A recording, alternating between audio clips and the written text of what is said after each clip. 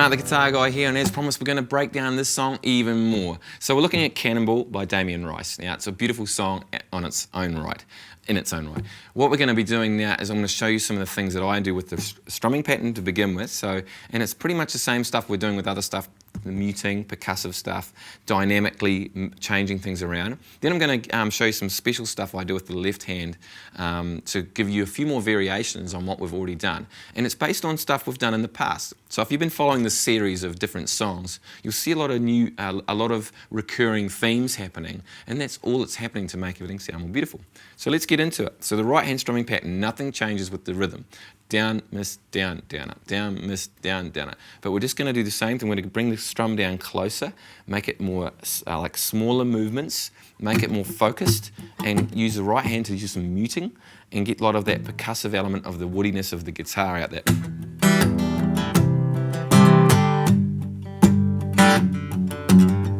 So hear that little that sort of stuff that's happening when I'm picking out, I'm pulling out bits, and I'm just feeling all these different things that I want to feel within this song. That's not just da da da da da da da. I don't want it to be the same all the way through. I want it to feel more organic and like it's being pushed and pulled, like. So that when I come to the chorus, I can just strum, and it sounds totally different, and it lifts, and then I come back down to the. Hear all the dynamics. So that's what dynamics is. It's the highs and the lows of volume, as well as intensity, and there's all different ways of getting dynamics. But this is the easiest way, I think, and it's all about the right hand, guys. All about that strumming arm. So great TikTok pattern. Get it percussive. So if I'm doing down, miss, down, down, up, and just doing E minor. So I'm not actually doing down, miss, down, down. I'm actually hitting all the strings. I'm going down, down, down, down, up. But I'm making that second down kind of ghostly. So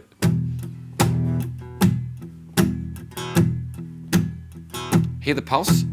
And it's going with my head. Duh. And my foot's tapping. Really important to get that going on. So, or just do an E minor chord, and I'm actually doing what I do on the Oasis song. And instead of just doing an E minor, if you do a G chord to start with, and just keep your second and third fingers there. It's not second, third, your fourth and third fingers in the same position. So both on threes on the bottom two strings. There's three in tabs. And we're just doing an E minor with the other two fingers. Bit of a split between those two fingers, or groups of fingers, but then you can get that.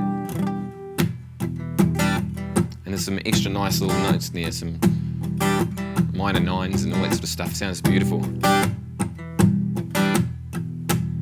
And you can just do that all day long and just get that right hand sounding super cool, and that whole sound sounding super cool with that dynamics. And you can try some hammer-ons.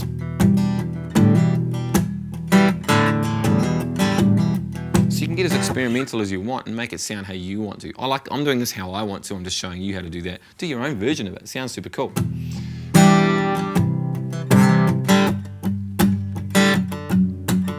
You can hear that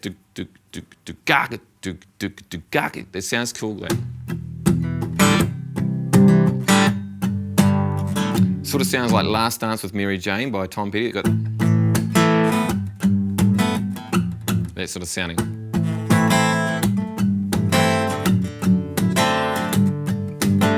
That sort of sound, something like that. But it's that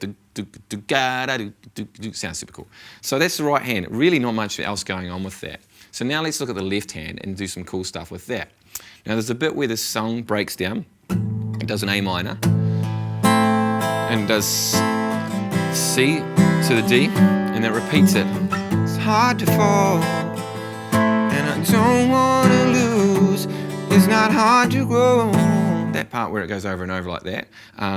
Instead of doing an A minor C D, we can do an A minor 7, which we've done in other videos, like we did in Fields of Gold and I think some other songs as well. That means when to do the C version. So there's an A minor 7, by the way. We haven't done that. I should probably show you that. From the 5th string, 0, 2, 0, 1, 3. Okay, that's an A minor 7. My third finger's doing nothing. It's just hovering there. So it's an A minor 7 with a little finger added onto the G note at the bottom. Keep that there. To do the C, just add the third finger to the C note. Now we've got a C. Okay, so real simple. And then just drag that shape up 2 frets. exactly as it is, and it sounds really nice. So there's another variation on the D. So we've got an A minor 7. I'll just play it a few times so you can hear it. So we've got a bar of A minor 7, then a C and D. So.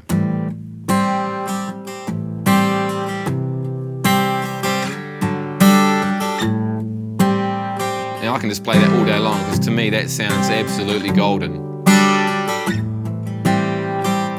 So to get yourself, by the way, the very first note I'm playing of that each time is the bass note. So for A minor 7, I'm playing, or for the A minor, I'm aiming for the A of the A minor, as I do with all the other chords I do. That's going to be my downbeat, my first part of the bar is always going to be the beginning, the bassy part of that chord. Then I can muck around with the chimey, more different frequencies with the other strings. See, I'm changing to the bass notes, bass, the other notes, bass notes. That, bass then the notes, the bass then the other notes, bass then the other notes. So bass the rest of the chord. And here the featheriness, some notes are that quiet.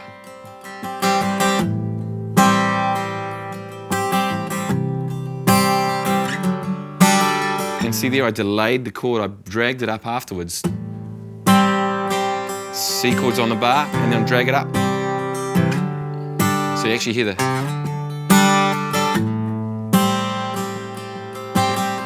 Watch I drag it up. So you could write a song just with that. It sounds cool. So that's one cool thing to do. I'm playing it a lot so you can hear that a lot and get the dynamics going on. So that's one thing you can do with those two chords. Then there's one other cool thing I want to show you, and it's when I do an E minor chord. So here's an E minor, typical E minor. But what I'm going to do is we're going to not even play that E minor. We're just going to do this cool little thing that I call it like a chimey harp type effect. This is the E minor little riff I'm going to show you guys. I can't remember where I picked this up, but I love it. And I've used it in quite a few things. So you've got an E note, which is the 0 on the top string. Then we skip the 5th string altogether. We're going to play the 4th string. We're going to play 0. We're going to hammer on to 2 and then to 4. All in one go. Okay? So the first thing to practice is just to go E, 0, and then O1, O2, 4 on the 4th string. Okay, now that's quite a tricky thing to do. That's probably the hardest part. Then we'll keep that finger, that 4th finger stays there. Sorry, not 4th finger, that 4th fret note with the 3rd finger stays there. And you're going to hammer on with the 1st finger on the next string from 0, which is on the 3rd string, to the 2nd fret. Okay, so on the 3rd string, hammer on 0 to 2. So then add that. So you got 0.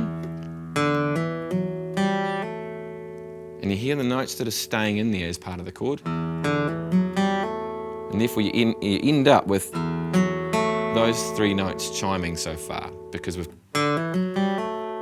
So I'll do that again. 0.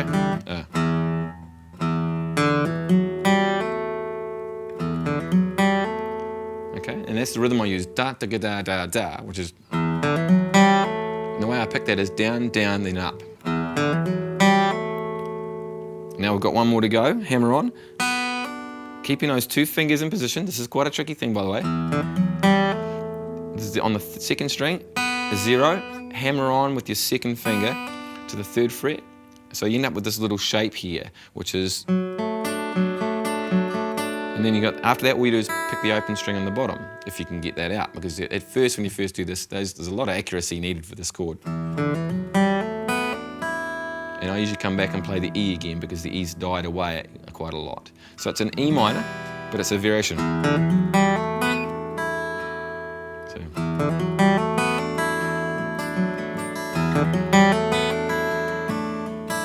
So you could be,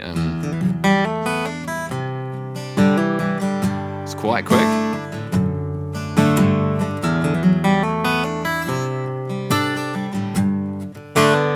So there's another variation. That's pretty advanced. I told you I was going to do something special with that today. So that's quite a lot to practice with that little riff, but I love the chiminess of that. Now, if you chuck a capo on, so let's have a quick listen. I'm going to put the capo on the 5th fret, just because it's way, way, way in a different spot. What it does is it makes the whole song really easy to play, because it tightens up all the frets. The frets are smaller, which is actually more. I think he might actually do it on the 7th fret. Damien Rice, that is.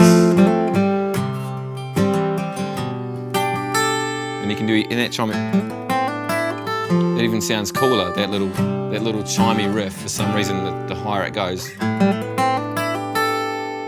Hear those notes ringing together.